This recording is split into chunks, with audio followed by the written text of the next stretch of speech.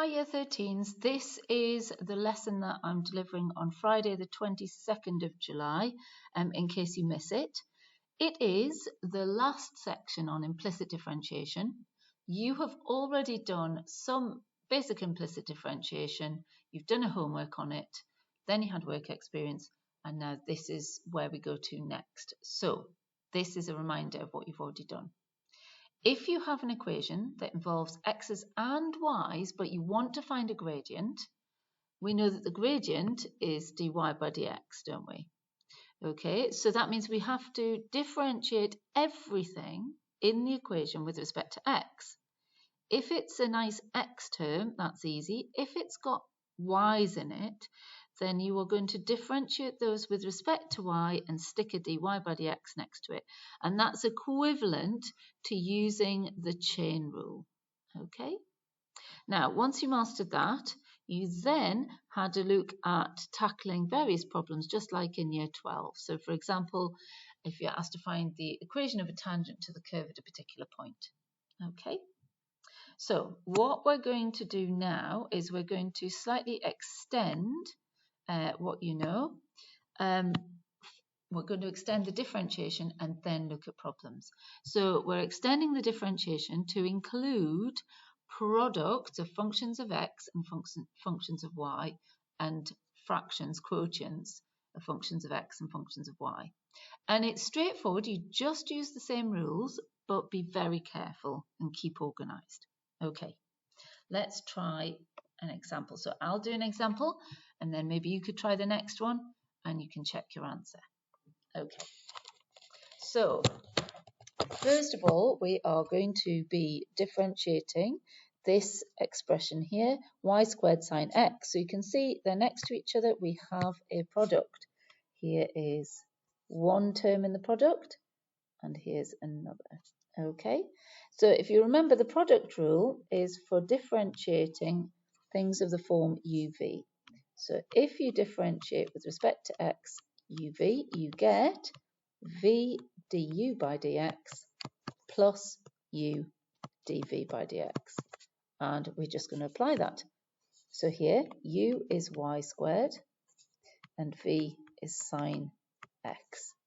So if we want to differentiate these with respect to x, so for du by dx, we differentiate y squared with respect to y, so 2y, and we stick a dy by dx next to it. So that's the chain rule. And now, if we differentiate sine x, remember you get cos x. So applying the rule, we're going to do v du by dx. So v is sine x. Du by dx is 2y dy by dx. Then it's plus, and then we've got u dv by dx. So u is y squared, and dv by dx is cos x. And then we just write it nice and tidy without any multiplying signs. So that is 2y sine x dy by dx. You just write it so it's the least confusing for you. And y squared cos x. Okay, right, pause the video and have a go at the your turn section. Here are the solutions. So, okay, so you can see your two product parts. Just see, we've got a y cubed and we've got a natural log x. And that's what you should end up with. It doesn't matter if you've written 3, if you put the y squared later on, you'd always have the 3 at the beginning. Okay, right, let's try another one.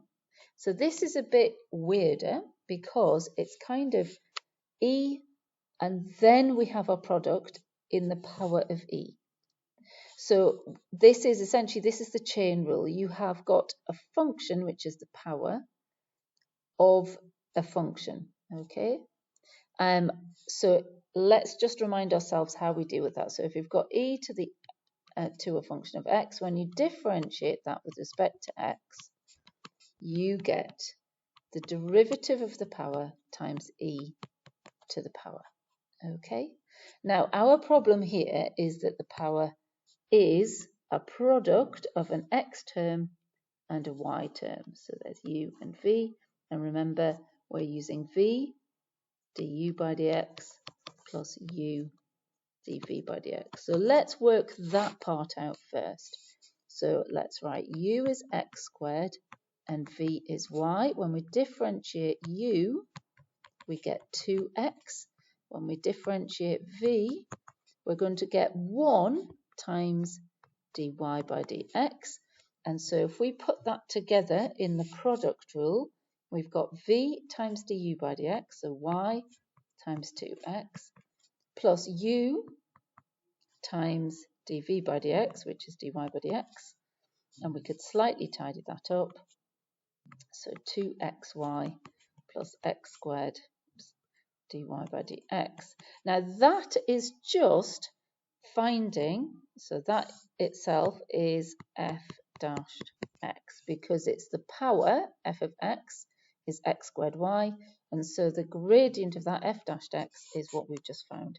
So now let's differentiate the whole thing. So we should get f dashed x e to the f of x.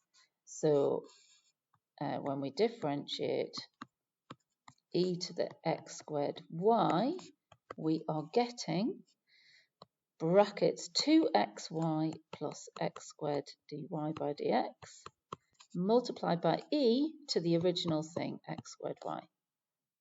Okay, so in a moment, pause the video and have a go at differentiating cos of something with respect to x. Now that something is x over y, so you could use the product rule, or probably more easily you will need the quotient rule for that x over y bit. So just to remind you, if you are differentiating u over v, you get v du by dx minus u dv by dx all over v squared. That is given on your formula sheet.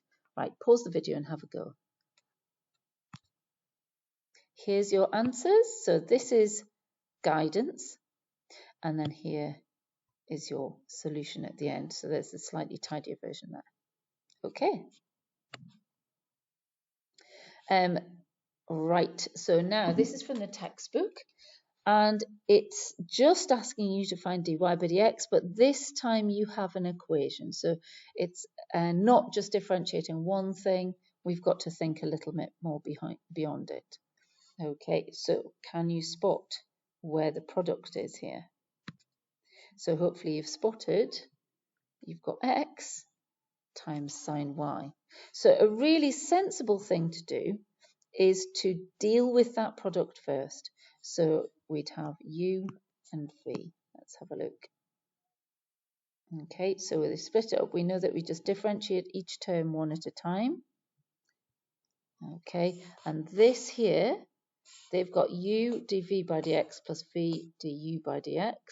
Okay, and the other terms are differentiated with respect to x. Notice that the last term is all in terms of y, so we need a dy by dx, but it's also an example of the chain rule. So it's cos of u where u is 2y. And so you would differentiate each of those in turn and multiply. Okay, right, now once you've got this and slightly tidied it, okay, then you need to start grouping together the dy by dx terms. Okay, so we factorised here and moving the other terms to the other side. So they've subtracted e to the x across. And then you can just divide by that factor. Okay. So if you're asked to find dy by dx at a particular point, you could either differentiate, then substitute the coordinates in, and then rearrange it to get dy by dx. Or you could differentiate it and rearrange first to get dy by dx and then substitute in the coordinates. It is your choice. Okay, so let's have a look at this example here. So we have a curve with this equation. Can you spot the product? So hopefully you've spotted here. We have a product. Okay, we want to find the gradient at the point 1, 2. So let's, first of all, so let's focus on that first. So we're going to differentiate it. Okay, so we differentiate each term one at a time. Now, when it comes to the product, we've got here, they're doing u dv by dx plus v du by dx. Okay, and then here are the rest of the terms worked out. Now, we can ever so slightly tidy that and notice straight away that they have grouped together the two terms as dy by dx. Right, so we want to find the gradient at the point 1, 2. So we have a choice. So what we could do is substitute in x is 1 and y is 2 straight away. And that's what we get. And then we get a lovely, easy to rearrange equation. So this gives us 0, doesn't it? So we're going to have 3 dy by dx is 0. So dy by dx is indeed 0 at that point. Okay. The other approach was if you had taken this one here, first of all, and rearrange it to get dy by dx is going to equal y minus 2x, so moving this across, over, and then the common factor, 2y minus x. And then you would substitute in, so the point 1, 2, okay, so we'd have 2 minus 2 times 1 over 2 times 2 minus 1, and that gives us 0. So either way works fine. Let's look at the second part of the question. So now find the coordinates of the point where the gradient is 1. And again, you can either use the form you've just landed with and replace the gradient with 1, okay, or you can use the rearranged version and set the gradient 1 and then solve. So either way, this is what happens. So substituting in 1, then we get this equation here. And if you simplify that equation, you end up with x plus y is 0. Now, you know that this has to be true for the gradient to be 1, but you also know that the point has to lie on the original curve. So you need to solve simultaneously your x plus y is 0 with your equation of the curve. And usually the easiest way to do that is to rearrange one and substitute into the other. So that's what they've done. They've got y is minus x, substituting into the original equation, and we solve and we get plus or minus 1. And then when you substitute that in, y is going to be the same but the opposite sign. So there's the coordinates. And it would be exactly the same if we had rearranged first. We know the gradient has got to be 1. Okay, and then you'd multiply by the denominator, and essentially you'd end up with exactly the same as you have the way they've done it. So actually their way, I think, is more efficient, the one where you substitute in first. So you can answer any questions like you did with your year 12, but with these extra differentiation techniques. Okay. So a curve has this equation. Find an expression for dy by dx and then find the equation to the normal at this point. So this is directing you to find dy by dx first. So pause the video, have a go at working out dy by dx and see if you can tackle the next part. Okay, here we go. So first of all, we're going to deal with the product bit. Okay, so we've got u is minus 3x and v is y, and we differentiate those, and then you can see this is what we get from the product rule. V times du by dx plus u times dv by dx. Right, now if you want to differentiate the whole thing, we just do each one in turn, which is what they've done. Okay, and then we rearrange. We're going to group together the dy by dx's, move everything else to the other side, and then divide by that factor here. Okay, so we've answered the first question. We've got an expression for dy by dx, and then we want to find the equation of the normal to the curve at the point 1 minus 2. So you substitute in 1 minus 2 into your dy by dx, and we get 10/7. So remember, that's the gradient of the tangent. the gradient of the normal is minus 7/10. And so we would use our favourite equation. Okay, so we've got y minus, and the y coordinate is minus 2, is equal to m, so minus 7/10 x minus the x coordinate. Now you know that y take away -2 is the same as doing y plus 2. The question doesn't require a particular format. Let's just check. Doesn't require a particular format of equation, so you can just stop there. Okay? Right, so this time we have another equation of the curve. We're given the gradient of the tangent at a couple of points, and we have to show that we end up with this equation being true, and therefore we can get the coordinates at P and Q. So we're going to think about, well, how do we get the gradient of the tangent? We differentiate, and then we're going to substitute in that gradient. Okay, so pause the video and see if you can differentiate that equation first of all.